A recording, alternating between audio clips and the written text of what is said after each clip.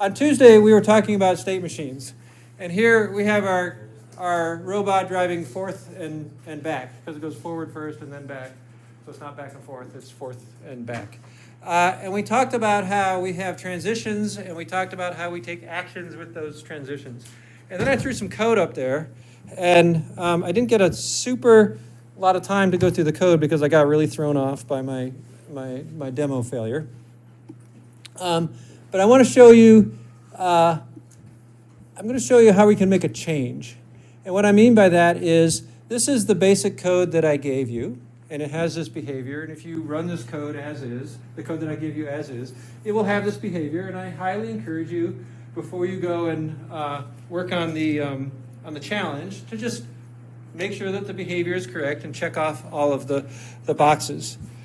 We detected events in two different ways. One was we detected the event of pressing the button on the controller using the built-in event system that comes with VEX. So I register a function called a callback function that gets called automatically anytime you push that button. Okay, so anytime you push that button, one of two things will happen. If I'm in the idle state, I'll go to the forward state. If I'm in either forward or backward, and I press a button, it'll just stop and go to the idle state. So it's emergency stop. Okay, and you can follow that through. If the button is pressed, let's go look and see what this function is.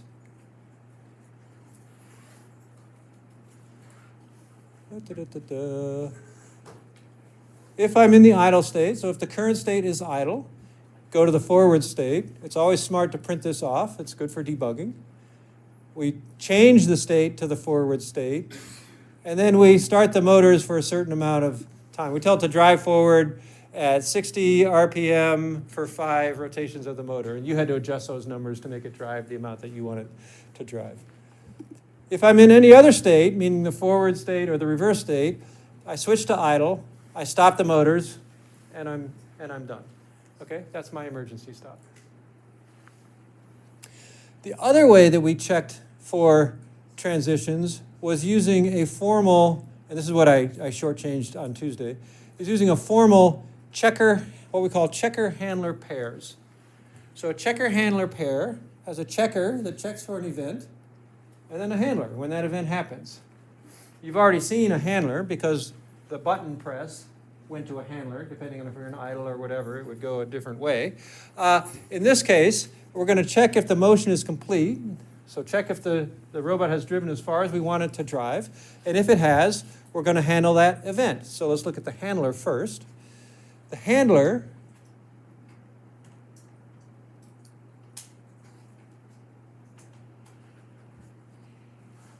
did I go too far? Handle motion complete. The handler, if I'm in the driving forward state, well, I need to, and the motion's completed, I need to switch to the backward state, and I need to set the motors to tell the robot to drive backwards. So I switch to the backward state. I tell it to drive in reverse at a certain speed for a certain distance. Again, you get to adjust that. If I'm in a different state, if I'm in the driving backwards state, well, I go to idle. I don't need to stop the motors because they're already stopped. You could call left motor.stop and right motor.stop if you wanted to. It would be redundant because we got to this state by checking that the motors were stopped, so we don't really need to do that. Note that if we're in the idle state, nothing happens, right? We just ignore it, essentially. Actually, if we're in the idle state and it's stopped, it says e-stop, so I don't know exactly what happens there. But we're not. There's no transition from the idle state if the motion is completed. So for all intents and purposes, we just ignore it. So then the checker, we talked about what an event is. Event is a change of something. And so we can go and look at our checker code, check motion complete, and we're not just checking if the motors are stopped, we're checking if the motors were not stopped the last time that we that we checked, and they are stopped this time. Okay? So it's the event of the motor stopping, not whether or not the motors are stopped.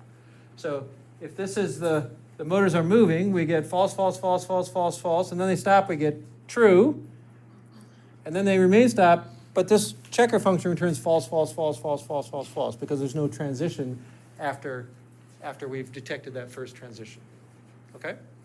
We talked a little bit on Tuesday about how we structure it, and I'm not going to repeat myself there. What I want to do is show how convenient it can be for updating your code to do other behaviors. Okay, so you could have written this behavior in 10 lines of code, probably, if you just had a serial, serial, serial, and some blocking code or some while loops or something like that. But it took me 129, but I use lots of spaces to try to make it look pretty, and there's some stuff up at the top that doesn't count against us, so I use 50 lines of code or something like that. But there's a reason for that, and the reason is that let's change the behavior. Let's change the event that goes from forward to backwards to passing some distance threshold. So when you're using the ultrasonic rangefinder, when you're exploring the ultrasonic, when you want to use the ultrasonic rangefinder to do this behavior, all we need to do is change the way that we check for events, and then update our handlers accordingly. Okay? So when we do that, what we're going to do is, the first thing we're going to do is define a checker handler pair. So let's say if check distance, hey, this is Sharon Kelting, our office manager in robotics engineering, who does nice things for me, like, wait, where's the coffee? You're supposed to bring me a coffee too. Does nice things for me, like bringing me my sheet. She's also a very good sport. You might encounter her in some of your emails and questions and stuff like that. So you can put a face with the name now. Let's give Sharon a round of applause. So let's write a checker called check distance threshold passed. If that event occurs, we'll do handle distance threshold passed. And we'll just set up the same, we'll use the same checker handler formatting that we used for checking the motion complete. Okay? So we can write our handled threshold passed, we can write the handler pretty straightforward. The handler is basically going to be, we're going to usurp some of this. And in fact, we don't want to handle the motion, the driving motion, or maybe we do, maybe we don't want to handle the driving motion in this case. But so we could delete it. I'm going to leave it there for the time being, and I'm going to define a new function. Define handle distance threshold passed. And what I'm going to say is, let's see, what's the behavior we want? What's the behavior we want if we've passed the threshold? Start slipping backwards. Start going backwards. But only if what? Status forwards. Yeah. So we're basically going to steal all of this and put it there.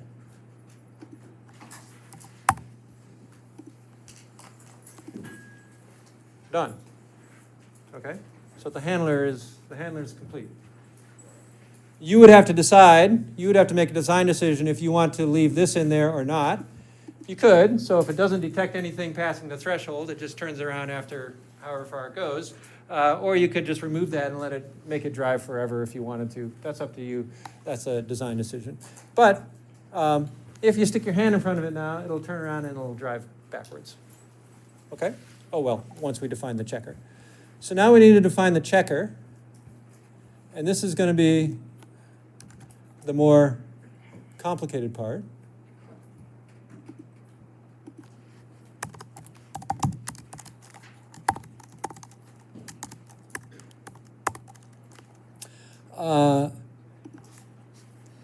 So we're going to want to have some global variable, and we'll call it too close, and we'll default it to false. Okay? And we'll do a global, oops.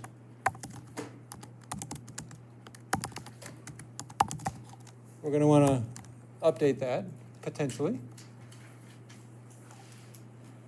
And what's the condition for passing a distance threshold? So you have an ultrasonic rangefinder, it's giving you distances. What's the condition for passing the distance threshold?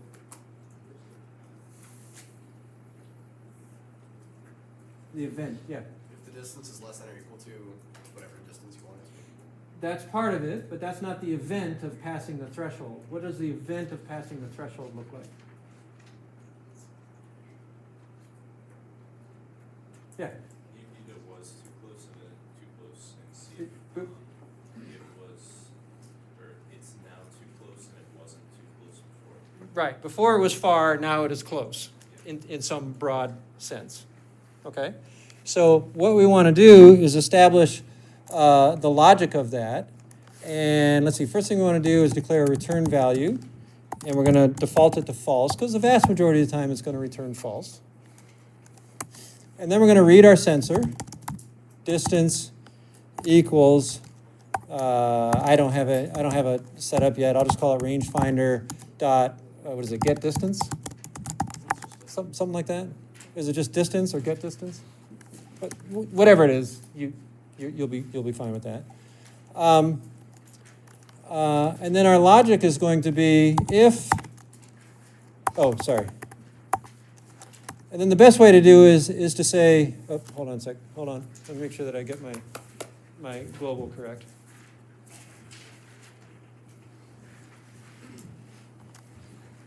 So our logic could be something like if not too close and distance is less than some threshold,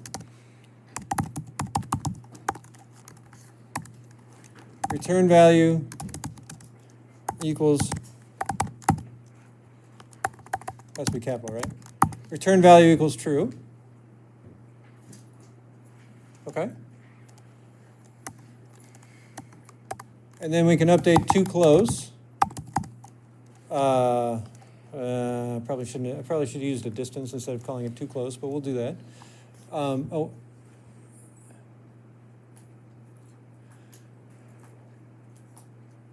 Okay. Instead of continuing with this, I'm going to take one step and I'm going to back this up for a second. I'm going to say was close,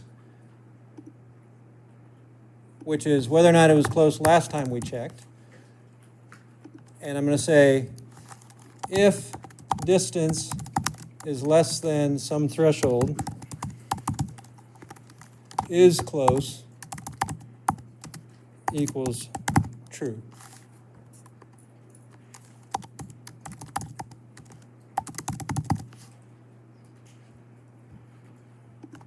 Let me write it all out and then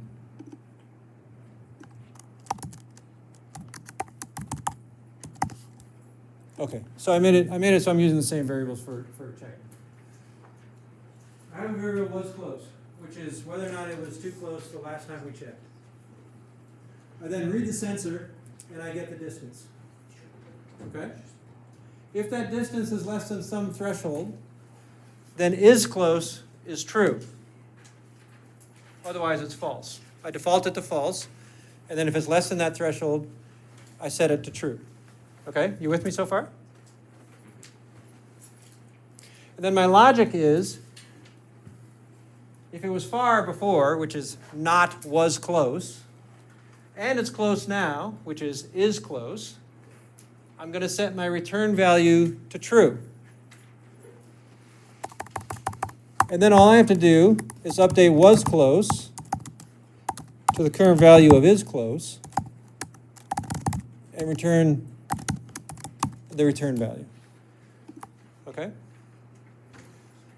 So this has the same exact formatting as the check if the motors has stopped, with the one additional thing, which is I'm now reading a distance and I convert that distance to some is it or is it not close? Okay? I could keep track of the distance before and the distance this time and see if it's plus or minus some threshold and get rid of was close and is close. You can do that if you want, but I kind of feel like this is marginally more elegant, even though it's an extra 2 lines of code. Okay? So when you are when you're coding for events, you want to do it like this to detect the change in something. Did the motor stop? Did the robot get too close? Did the button get pressed? Those sorts of things. And this is the best way to do it. Okay, I think I linked to a couple of chapters of a book. They're kind of preprint chapters of a book. They say do not distribute at the top, but they're on the interwebs, so I consider that fair game. You can type in a URL and you can get to it. One of them is on events and event-driven, and it goes through this logic. And then the other one is on state machines, and it kind of wraps up that and turns everything into state machines. If I haven't posted them, I will post them later to make sure. Okay? So this should basically work as is. I added a checker handler and a handler. The handler was pretty straightforward. I just want to turn around and go backwards. The checker was a little more work, but you can manage that.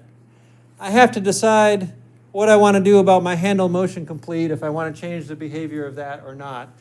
But basically, we added a whole new layer of behavior by simply adding one line of code to our list of checkers and handlers, and then defining those functions. Okay, so do your best, and the essays have all done this before.